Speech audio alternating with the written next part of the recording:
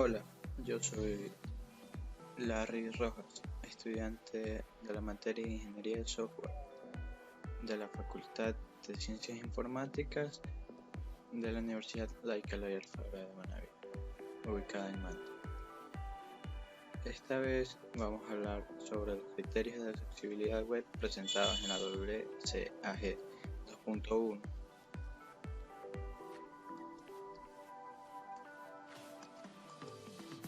Nuestro objetivo. Como objetivos tenemos que vamos a informar sobre los nuevos criterios de accesibilidad presentados en la WCAG 2.1 y vamos a dar a entender el funcionamiento y beneficio de los criterios en específico. La accesibilidad al contenido web WCAG 2.1, que es en sí, estas son pautas y principios que tienen como objetivo ayudar a personas con distintas capacidades, que serían los usuarios, mediante pautas de las cuales hablaremos más adelante, para que así el usuario con una diferente discapacidad pueda acceder libre y fácilmente a la web, por lo cual hablaremos de unos en específicos, los cuales serán el 1.3.4, que sería la orientación, que es nivel AA, el 1.3.5, que sería la identificación de propósito de entrada, nivel AA, 1.3, 1.6, identificación del propósito es nivel AAA, 1.3, 1.4, contraste no textual, nivel 2A, y 2.1.4, atajo del teclado, nivel A. La orientación. La orientación, que es el contenido no restringe su vista y funcionalidad a una única orientación de visualización como vertical o horizontal, o al menos de una orientación de visualización específica que sea. ¿Qué es esto? En pocas palabras, la orientación se refiere a cómo se puede ver y acceder a un sitio web en un dispositivo móvil. Los sitios web y otras aplicaciones digitales deben soportar y ser navegables, tanto en orientación horizontal como la vertical. De esta manera ayudará a los usuarios con discapacidades que utilizan sus dispositivos mediante cualquier tipo de soporte vertical u horizontal. Uno de sus beneficios podría ser que los usuarios con discapacidades de estrés que tienen un dispositivo montado podrán usar el contenido en su orientación fija. Los usuarios con baja visión podrán ver el contenido en la orientación que les funcione, por ejemplo para aumentar el tamaño de texto, como el contenido en horizontal.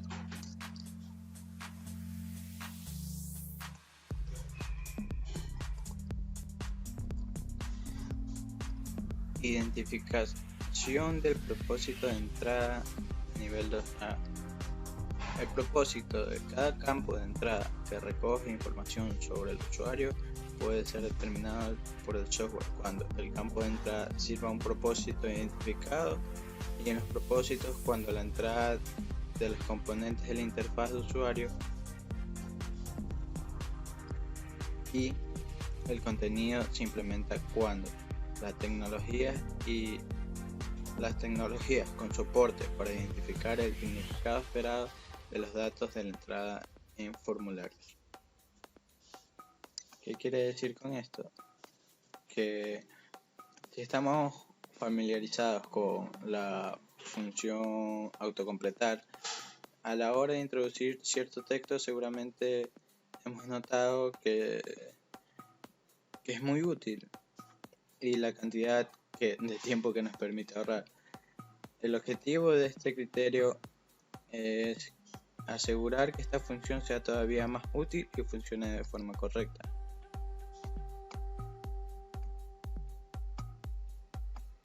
Como el propio término lo indica, un determinado software podrá realizar el trabajo de autocompletar un campo específico, por ejemplo, nombre, dirección, teléfono, cumpleaños y esos datos.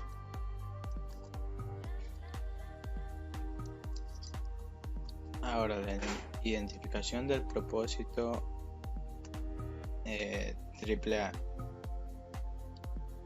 El contenido de implementación con lenguajes de marcado, el propósito de los componentes de la interfaz de usuario y regiones pueden determinarse por el software. ¿Qué quiere decir con esto? Que el campo de entrada cumple un propósito, identificando en la sección los propósitos de entrada como interfaces de usuario. Y el contenido que se implementa es usando tecnología para en cierto momento usar datos que se podrían esperar como para autocompletar formularios, lo que por sí nos conlleva a los beneficios de las personas que tienen parálisis cerebral, accidente cerebrovascular, lesiones en la cabeza, enfermedades de la neurona motora o discapacidades de aprendizaje. A veces prefieren imágenes para comunicarse, pueden emplear tecnologías de asistencia que agregan iconos a los campos para la entrada de comunicación visual con el propósito de llenar los campos. Las personas con impedimentos motores también se benefician al reducir la necesidad de entrada manual al completar formularios.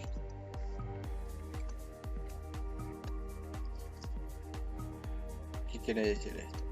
Que las personas con discapacidades relacionadas con el lenguaje y la memoria o discapacidades que afectan la función ejecutiva y la toma de decisiones se benefician del llenado automático de la información personal, como podría ser el nombre, la dirección, etc., cuando el atributo del autocompletado se utiliza para cumplir con este cierto criterio de éxito, lo que significa que la información no necesita ser recordada por el usuario.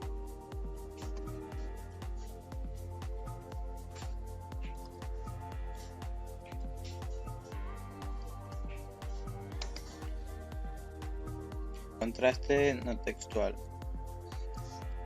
Esta se refiere a la presentación visual de los siguientes elementos que tiene un radio de contraste al menos de 1,3 con respecto a los colores adyacentes, componentes de la interfaz de usuario y objetos gráficos. ¿Qué quieres decir con esto? Que el texto sobre el fondo debe tener una relación de 3:1 o de 4:5:1, dependiendo del tamaño, obviamente, y del peso de la topología. Podríamos decir que la accesibilidad a esta lleva mucho tiempo utilizando el requisito de contraste de color con el criterio WCAG 2.0, porque ya estaba antes del 2.1, simplemente fue una actualización y era una guía para configurar el contraste general. Estos criterios consolidan una buena práctica común. Tomemos por ejemplo un icono X, utilizando para indicar que una ventana modal puede cerrarse. Tomemos por ejemplo un icono X utilizado para indicar una ventana modal que puede cerrarse y ahora imagínate ese mismo icono de color blanco situado encima de la imagen de un cielo despejado. Es posible que el icono blanco sea sobre un fondo azul claro, no supere la relación de 3 a 1, lo que significa que algunos usuarios de baja visión no podrán localizar cuando se trata de gráficos. El cumplimiento de este criterio no requiere de todos los gráficos cumplen una relación 3 a 1. Solo las partes de los gráficos necesarios para entender el contenido. Piensen en cuadros gráficos, iconos o gráficos que sin contraste serían fácil de identificar.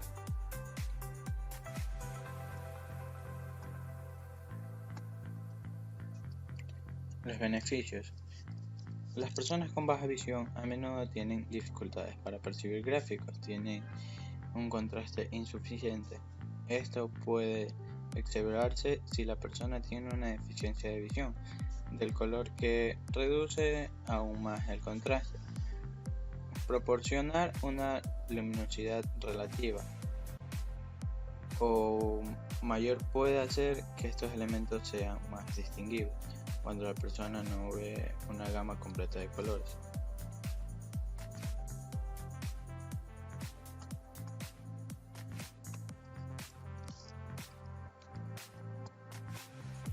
Ahora hablaremos por último de los atajos de teclado.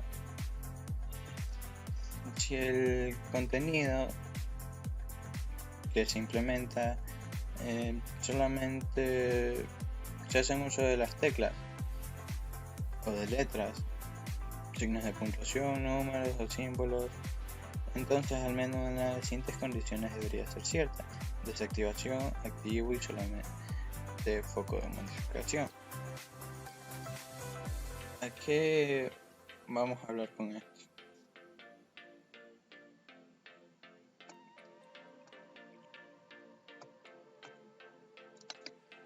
Se refiere al contenido de implementación de mayúsculas y minúsculas, signos de puntuación, números o símbolos. Entonces vamos a hablar del apagar. Si hay un mecanismo disponible para desactivar el acceso directo. Reampliar, que sería activo. Está disponible un mecanismo para reasignar el acceso directo para incluir una o más teclas del teclado no imprimibles, por ejemplo control, alt, etc. Activo solo en foco sería un método abreviado del teclado para un componente de la interfaz de usuario que solo está activo cuando ese componente tiene un foco. Podremos hablar como ejemplo de la habilitación de atajos. Se proporcionaría un mecanismo el cual nos permite a los usuarios deshabilitar los accesos directos a las teclas de caracteres. Los accesos directos de las teclas de caracteres no son la única forma de ejecutar los comandos. Un usuario de voz deshabilita los accesos directos y puede evitar que las palabras recogidas por el micrófono activen accesos directos de una sola tecla. Podría también ser el control alternativo, del cual un usuario de un solo teclado se encuentra en problemas de lectura. Podría ser que mientras lee un hilo accidentalmente presiona la tecla S, que mueve el foco a la barra de búsqueda en la parte superior del documento. Esto hace que pierda su lugar, su tren de pensamiento. Sin embargo, se proporciona a un mecanismo para permitir a los usuarios cambiar los documentos directos de la tecla de caracteres. Ella cambia el acceso directo para incluir otra tecla para evitar futuras interrupciones.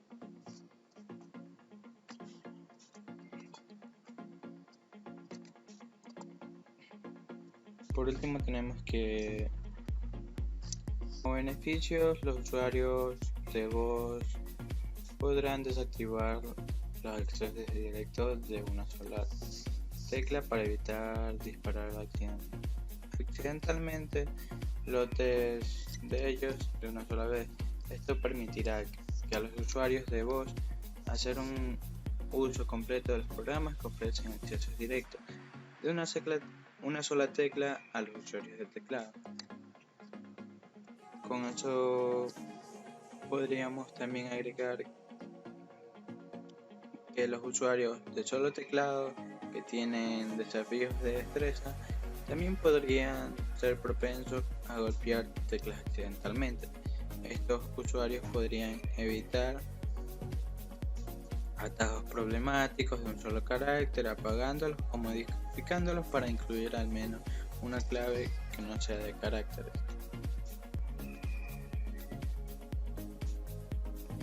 Y se podría permitir que todas las teclas de acceso directo reaccionen y puedan ayudar a los usuarios con discapacidades cognitivas, ya que pueden asignar los mismos accesos directos a las mismas acciones en diferentes aplicaciones.